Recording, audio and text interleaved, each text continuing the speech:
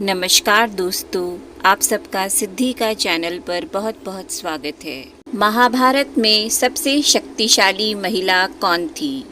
महाभारत में सैकड़ों पात्रों, स्थानों, घटनाओं तथा विचित्रताओं व विडंबनाओं का वर्णन है। इस ग्रंथ में तत्कालीन भारत का समग्र इतिहास वर्णित है। यह ग्रंथ अपने आदर्श स्त्री पुरुषों के चरित्र से हमारे देश के जनजीवन को यह प्रभावित करता रहा है। आओ जानते हैं महाभारत की उन महिलाओं के बारे में जो थी सबसे शक्तिशाली, लेकिन उनमें भी एक महिला थी सबसे शक्तिशाली। सत्यवती गंगा के बाद राजा शांतनु की दूसरी पत्नी सत्यवती थी।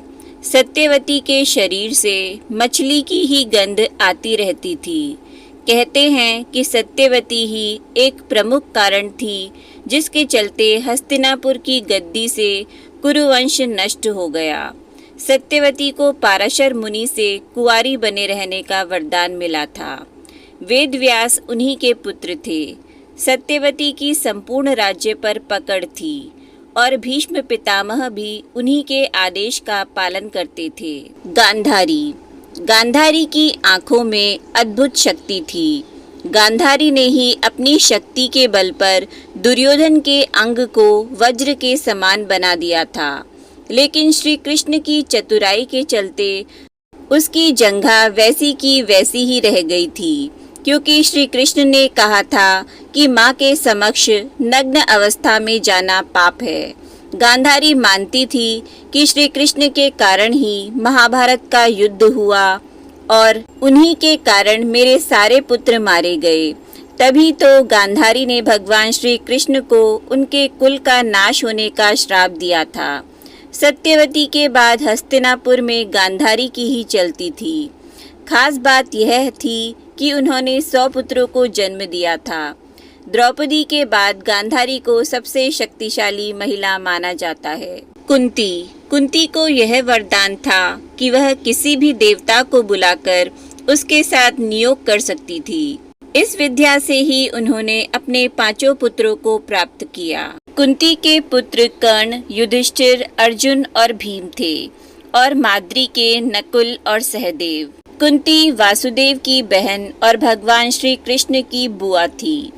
यह शारीरिक और मानसिक रूप से बहुत शक्तिशाली थी और इनके समर्थन में स्वयं भगवान श्री कृष्ण थे।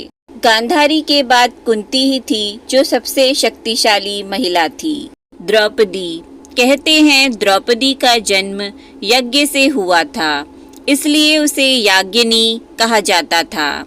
द्रौपदी को 5 कन्याओं में शामिल किया गया है। पुराण अनुसार 5 स्त्रियां विवाहिता होने पर भी कन्याओं के समान ही पवित्र मानी गई हैं। अहिल्या, द्रौपदी, कुंती, तारा और मंदोदरी। यह दिव्य कन्या थी। पांडवों से विवाह होने के बाद यह हस्तिनापुर की राजनीति के केंद्र में आकर शक्तिशाली महिला बन बैठी थी। श्री कृष्ण की भक्ति के चलते यह और भी ज्यादा ताकतवर हो गई थी। सभी महिलाओं में द्रौपदी को सबसे शक्तिशाली माना जाता है, क्योंकि वह हर समय हस्तिनापुर की राजनीति में सीधे सीधे शामिल थी और उन्हीं के कारण यह महाभारत का युद्ध हुआ था। भानुमती दुर्योधन की पत्नी भानुमती युद्ध कला, शतरंज और कुश्ती में पारंगत थी। कहते हैं कि एक दिन उसने कुश्ती में दुर्योधन को भी पटखनी दे दी थी। भानुमती के कारण ही यह मुहावरा बना है, कहीं की ईंट कहीं का रोड़ा, भानुमती ने कुनबा जोड़ा। भानुमती बेहद ही सुंदर, आकर्षक, तेज बुद्धि और बताया जाता है कि भानुमती दुर्योधन से खेल खेल में ही कुश्ती करती थी, जिसमें दुर्योधन उससे कई बार हार भी जाता था। जिस तरह हस्तिनापुर की राजनीति में द्रौपदी का दखल था, उसी तरह भानुमती का भी था। हिडिंबा राक्षस जाति की हिडिंबा को पांडुपुत्र भीम से प्रेम हो गया था। उसने अपनी माया से सुंदर शरीर धरकर भीम से विवाह किया और बाद में वह अपने असली रूप में आ गई। हिडिंबा और भीम का पुत्र घटोत्कच था। घटोत्कच का पुत्र बर्बरीक था। बर्बरीक को वर्तमान में बाबा खाटू श्याम के नाम से जानते हैं। द्रौपदी के शाप के कारण ही महाभारत के युद्ध में घटोत्कच कर्ण के हाथों मारा गया था। उलूपी। अर्जुन की पत्नी उलूपी भी मायावी शक्ति से संपन्न महिला थी। कहते हैं कि उलूपी जलपरी थी। उन्होंने ही अर्जुन को जल में हानि रहित रहने का वरदान दिया था। इसके अलावा उसी ने चित्रांगदा और अर्जुन के पुत्र बभ्रुवाहन को युद्ध की शिक्षा भी दी थी। महाभारत युद्ध में अपने गुरु भीष्म पितामह को मारने के बाद, ब्रह्मापुत्र से शापित होने के बाद उलूपी ने ही अर्जुन को शाप मुक्त भी किया था।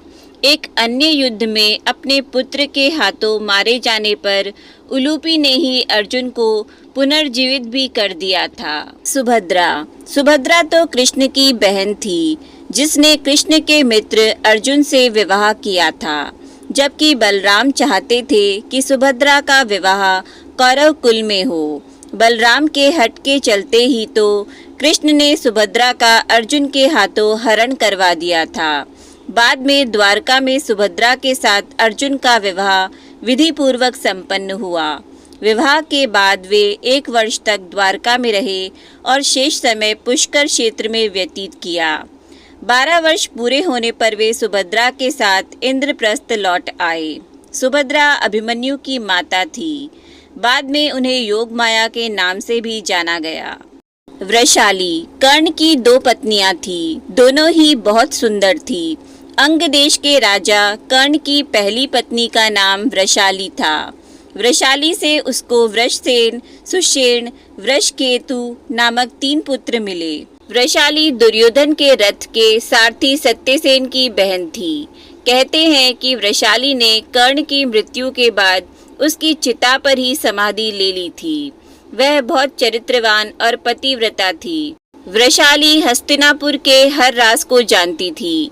वृषाली के बारे में मान्यता है कि उसने द्रौपदी को सलाह दी थी कि तुम महल छोड़कर अपने पिता या भाई के यहाँ चली जाओ, लेकिन द्रौपदी ने उसकी सलाह नहीं मानी। कुछ दिन बाद ही द्रौपदी का चीरहरण हो गया। तो दोस्तों, ये थी महाभारत की 9 सबसे शक्तिशाली महिलाएं। आपको ये वीडियो कैसी लगी नीचे कमेंट बॉक्स में ज़रूर बताएं।